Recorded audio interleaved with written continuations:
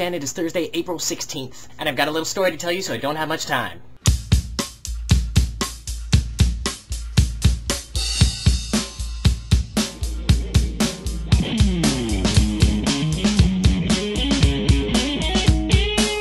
So I got out of rehearsal the other day, and I was on my way downstairs when I ran into one of my friends I haven't seen forever getting out of another rehearsal in one of the different spaces in the building, and we stopped to talk when I realized that I recognized one of the other girls that just walked past. So we start talking a little bit more about, hey, who is that person, trying to put two and two together when we go, oh shoot, we are late for the bus. So we take off running for the bus. Now it's a little bit weird because normally routes 41 and 48 run out of the school. This time it was routes 41 and 80. And I realized because we were running late for the bus that I had left my jacket behind, so I paused for half a sec to turn around and go get it. We realized the buses are taking off, but then they sort of swerve a little bit and pull off to the side of the road. So my friend takes off, gets on the regular bus, 41, and I'm like, 80 just seems weird and suspicious. And being curious like I am, I hop on bus 80 and realize that the driver doesn't seem all with it. He's kind of slurring his speech, stumbling around, but almost everybody else seems to be okay with it to an extent.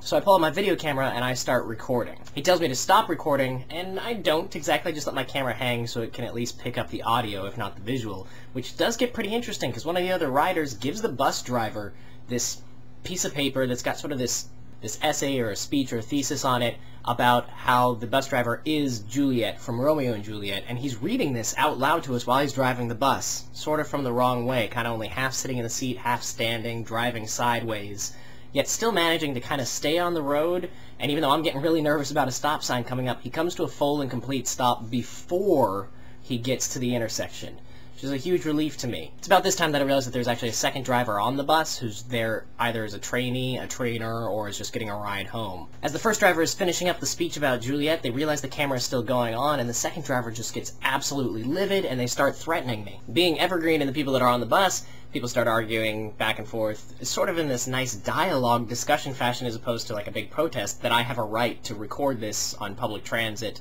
and that I'm not infringing on anyone's rights, and that it kind of has to do with safety, that apparently this driver has done this before. And they start arguing that I'm overprivileged because I went to River Ridge High School. I don't know how they know that I went there or why they would think River Ridge High School makes me privileged and snotty, but apparently they did. Now I want you to understand that this route goes somewhere that I've never really been before. It's like this old dirt road with lots of bushes smashing into the front of the bus, and I don't know where I am, but somebody pulls on the cord, most of the bus gets off. And I get the vibe that we're kind of in this like Tanglewild area, which is out in Lacey. And around now the bus drivers are really getting sick of me and decide that they are going to kick me off the bus. Well, one of my friends who's on the bus speaks up for me and says that I should at least be able to get off at the next stop. Thanks, Meg.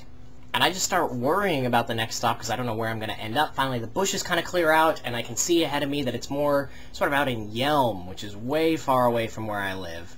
And it is freezing, freezing cold. And it's then that I realize that my camera lens has retracted, which is what it does when it has shut itself off, which is what it does when it's not really recording. So I don't have anything on tape to show anyone about this whole weird encounter. However, I did wake up at 5 in the morning and realize that it was all a dream, and wrote it all down so I could remember to tell you how strange this is. Because I don't normally remember my dreams, and this one was really detailed. There's so much more I didn't say. Sweet dreams to you. I'll see you tomorrow.